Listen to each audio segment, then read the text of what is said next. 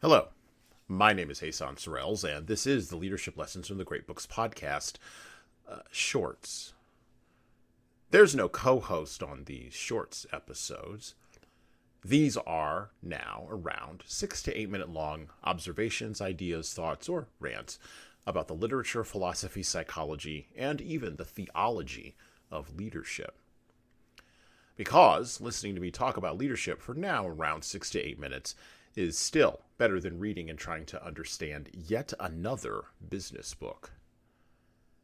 Even that business book that has been sitting in your Amazon queue that you just haven't been able to bring yourself to purchase for around the last 6 months. Consider the dynamics of brushing your teeth for a moment.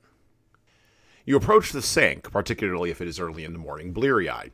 You reach for the toothbrush with your eyes half open. You turn on the water faucet and then reach for the toothpaste, only to find, much to your astonishment, that the tube itself is empty. You squeeze the thing from the bottom all the way to the top and try to excise that last bit of minty fresh relief for your bacteria-filled teeth and gums. After all, you're fighting the curse of gingivitis, and no amount of brushing is too much. And I haven't even covered flossing yet. But before I do, think about that toothpaste. Once it is out of the tube, it is never going back in. No matter what you may think about it, and no matter how hard you try, and no matter where it may go, in your mouth, in the sink, or on the countertop, it's out, and it's staying out. As a matter of fact, if you want to get that toothpaste back into the tube, you'd have to construct a whole new process, or create a whole new toothpaste tube. According to the Gallup organization in 2021, during the months of the COVID-19 pandemic in the U.S., between April 2020 and September 2021, a total of 67% of white-collar workers in the United States were working from home. As the COVID-19 shot became more widely available, that number began to dwindle down to around 30% of the white-collar workforce in the United States. Of course, if you have a blue-collar job, you are part of the workforce that works from the office, be it a construction site, underneath a sink or in a sewer, up a ladder or outside in inclement weather, 100% of the time, even during COVID. A little more on that dichotomy later. Now, in 2023, the pushback against the white-collar work-from-home reformation has begun, with the managerial class starting to demand that more workers work from the office, citing first cultural concerns, then teamwork opportunities and advancement, and finally promotions. The managerial class, led by such avatars of the 20th century conception of work as the CEO of JP Morgan Chase, Jamie Dimon, have squawked quite loudly about all this quote-unquote work-from-home nonsense.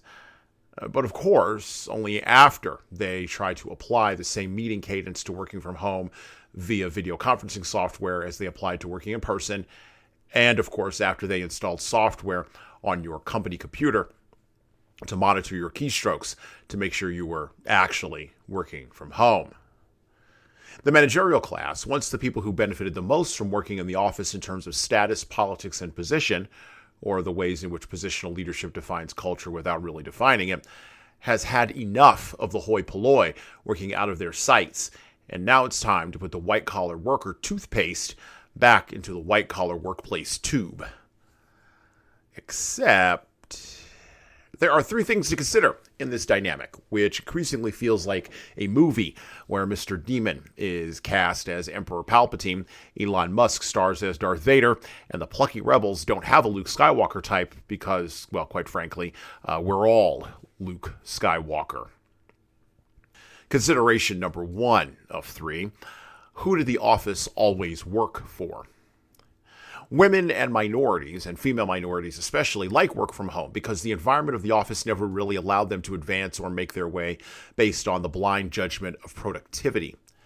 Work from home allows people to be blanketly accepted or rejected based on the thing we were all told is the only thing that matters at work, the work you actually produce. The managerial class knows that if the work is the only thing that matters, then the Bill Lumbergh types are going to be out on their bums. Consideration number 2 of 3. What does a manager produce? Too few managers embraced the idea of being leaders, like ever. Then when COVID showed up and work from home became a productivity goldmine where they couldn't get credit for doing the mining, they struggled with what their roles were and how they would be defined in the new world order of work. And they struggle still. Embracing leadership skills, embracing acts of actual leadership for managers means abandoning the conception of work as a place of merely getting recalcitrant people to accomplish a goal they don't care about through either compliance and control or through bribery and benefits. This mental model of work can only shift when managers are empowered to actually, be leaders. Don't believe me? Okay, how many managers of people that you know have been surveyed by companies about their return to office strategy, and how many of those managers have supported such a strategy? Don't worry, I'll wait. Consideration number 3 of 3, how do we collectively create a different toothpaste tube? Of course there is resistance to the idea of creating a new toothpaste tube. Just as there is resistance to the idea that the toothpaste itself might have changed. Look, the dynamics between managers, employees, and employers started to shift radically in the early 2000s, and they haven't stopped since.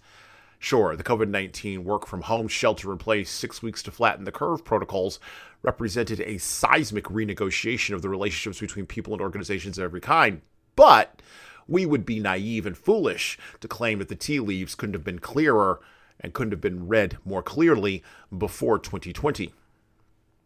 Yet, so many people were taken by surprise. And that's the part that is the most troubling. A return to the office represents a return to a dead status quo that serves a small fraction of people at the top of an organizational hierarchy, a hierarchy that has spent a significant number of years attempting to convince people to believe that the hierarchy itself doesn't exist in the first place. But every person who has ever worked a job of any kind out here can see that there's a hierarchy. After all, those blue-collar workers, remember them, who had to perform the dirty work that white-collar workers usually fail to acknowledge, still had to show up to work during COVID-19, and none of them are currently protesting a return to office.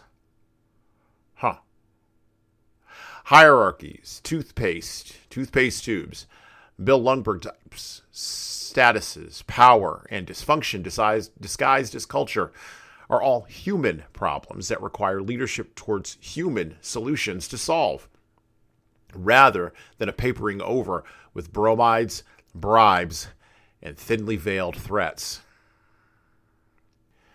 And well, that's it for me. Thank you for listening and subscribing to the Leadership Lessons from the Great Books podcast. If you're listening to this on any of the major podcast players, like iTunes, Google Podcasts, or Spotify, please go ahead and leave us a 5-star review and write a little bit in there. A couple of sentences is good enough. That actually helps us game those algorithms that I was just maybe addressing. And, of course, it helps us grow the show. Tell all your family, tell all your friends, and tell the leaders in your life that you know that need to be listening to this show that this show exists. By the way, if you want to get started on the leadership path yourself, or you know some people who need to go on the leadership path, HSCT Publishing, the home company of Leadership Toolbox and Leadership Lessons from the Great Books podcast, can help you and your team do that. So check out our training webinars, coaching services, and more at leadershiptoolbox.us. We are remote, we're live, we're in person, we're on video, and we've got leadership development solutions for your civic group, nonprofit staff, public sector staff, or even your private sector leaders. And of course, you're going to want to check out our video-based subscription service at leadingkeys.com. That's leadingkeys.com for leadership development on demand. You don't like videos, you don't like training, but you really like the podcast? Well, I would also recommend reading a book. Matter of fact, I'd recommend reading my most recent book, 12 Rules for Leaders, The Foundation of Intentional Leadership. You can get that in paperback, hardcover, or as an ebook on Amazon, Barnes & Noble, Kobo, Ingram Spark, and any other place that you order books online. Finally, of course, we're on YouTube just like everybody else is. We'd love to have you help us grow the YouTube channel, so like and subscribe to the video version of this podcast on the HSCT Publishing channel on YouTube. Just search for HSCT Publishing, or you can search for Leadership Toolbox and hit the subscribe button. Subscribing helps us grow the show, as it does with the audio, just is the same with the video. All right, that's it for me.